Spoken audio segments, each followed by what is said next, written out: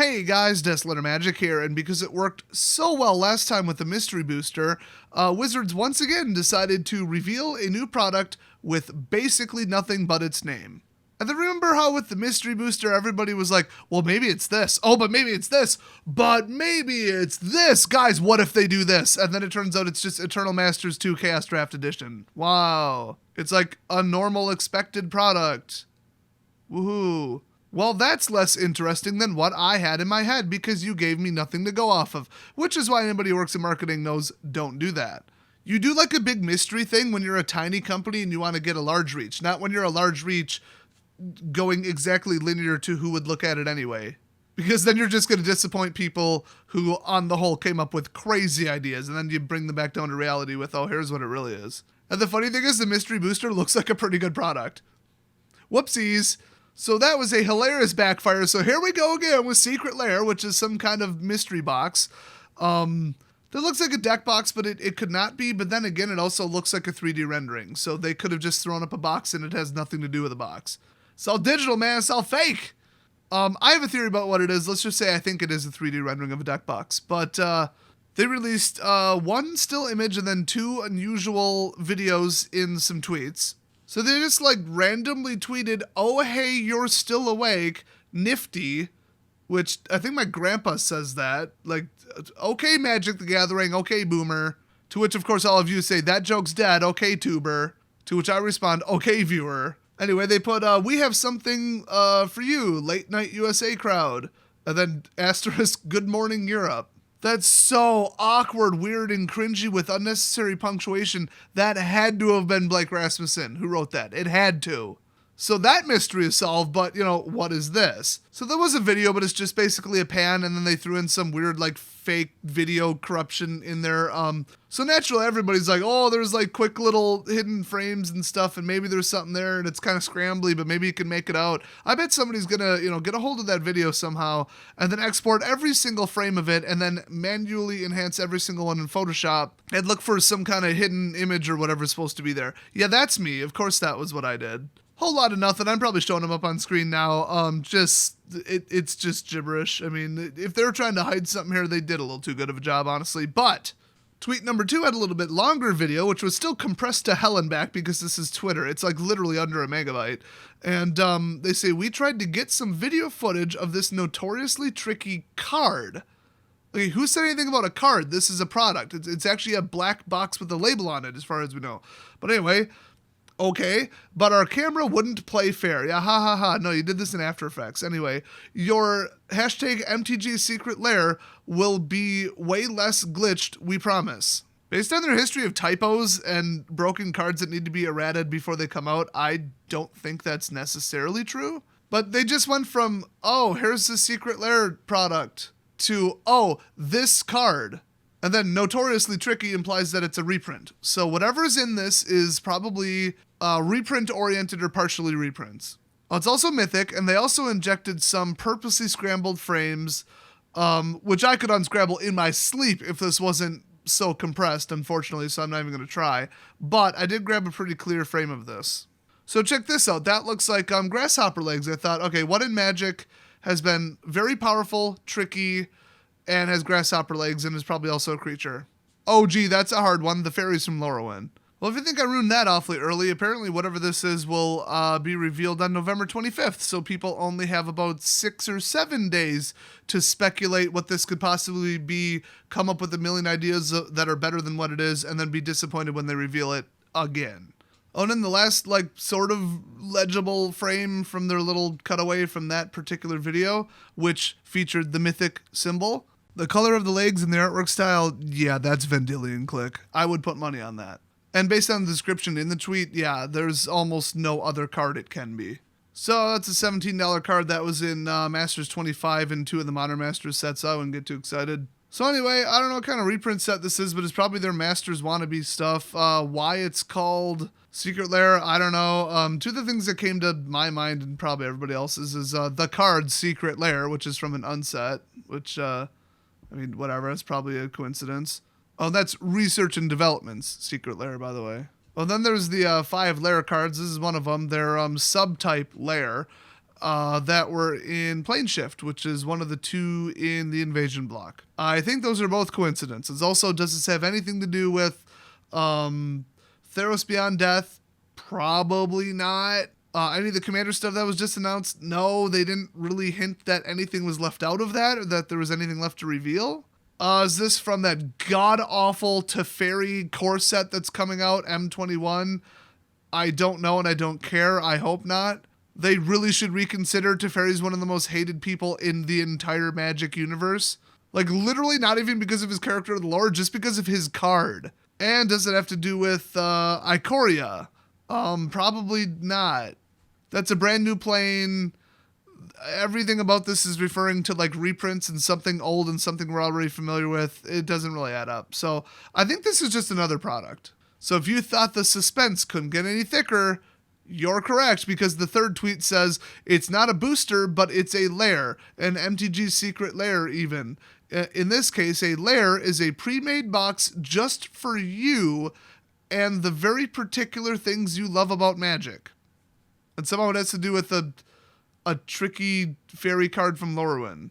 So it's probably a product that has cards in it, but when they say pre-made box, okay, so it's probably a pre-made deck, but they also say it's not a booster, it's a lair, but you don't really compare boosters to pre-made decks. So is it a pre-made booster? Because they've been trying stuff like an all-red booster, an all-blue booster, so this might be like an extension of that. But other people heard box and they thought, well, loot box, which is doing just great right now. Yeah, I'm sure they're going to venture into that territory, given its reputation in 2019. The company Lootbox, by the way, filed for bankruptcy, in case you didn't hear.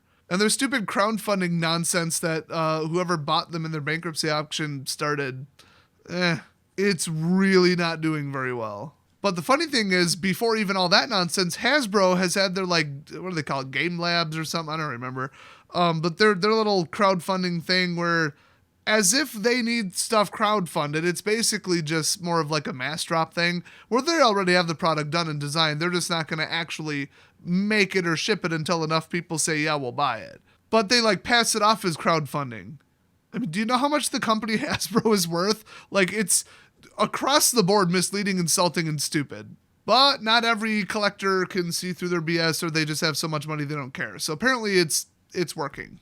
So with that in consideration, would they try like a loot box for Magic? Maybe. I mean, they do have the Ultra Pro tie-ins. Remember, WizKids made some pretty awesome token miniatures. I bought a lot of them. I love them. I didn't like them being blind packs. That's crap. But they were fantastic. I love that product. I almost bought my whole damn store out. Well, then they had the production of those like spinning life total counter things from, I don't remember. Oh, I got them sitting right here. Yeah, also Ultra Pro.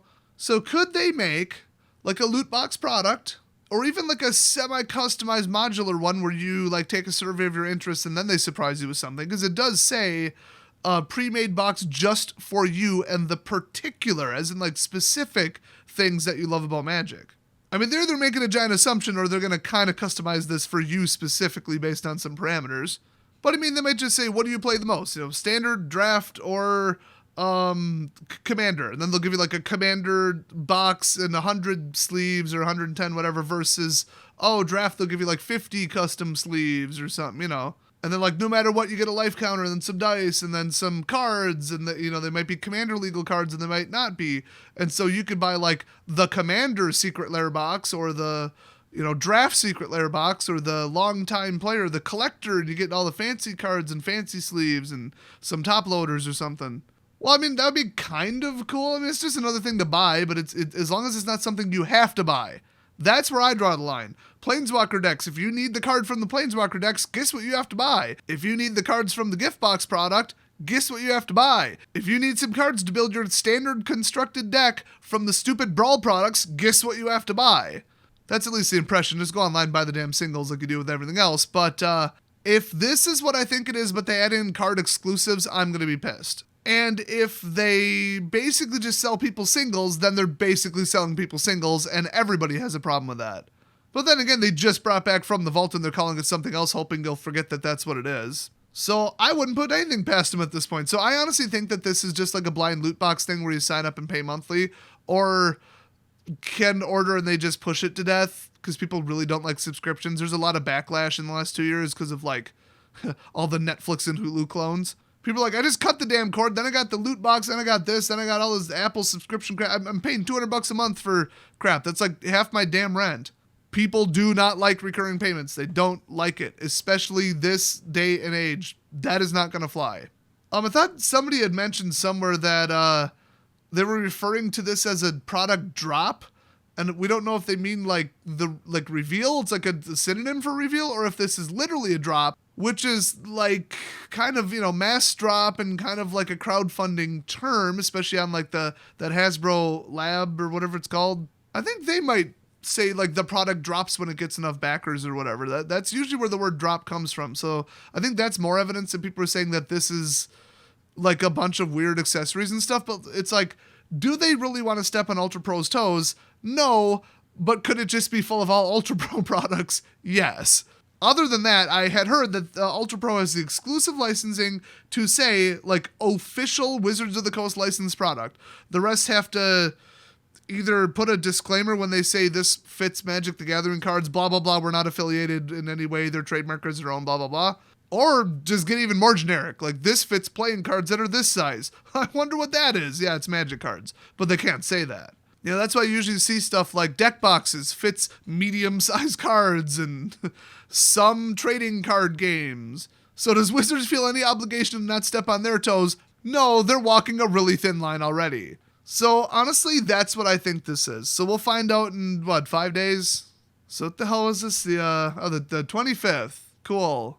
I mean, honestly, I get paid tomorrow, and that's the only date I care about, but I'll see you guys in 5 days. Feel free to speculate on what amazing, shockingly awesome, divine products sent down from heaven to bless you in this Christmas season this could possibly be, but then at the same time prepare to be completely disappointed by whatever this turns out to actually be. And then get ready for the absolute Category 5 shit hurricane that's going to hit Wizards on social media once again when they reveal this to be something very lukewarm to bad. Somewhere in that range. I can't wait. I'm going to make some popcorn right now. I mean, now I actually am excited about the 25th because that's going to be some funny shit. So leave your wildest, craziest speculation about what this would be down in the comment section. I'm going to say gold-plated, diamond-encrusted, but still standard legal commander cards. Or not standard legal, like legal to play.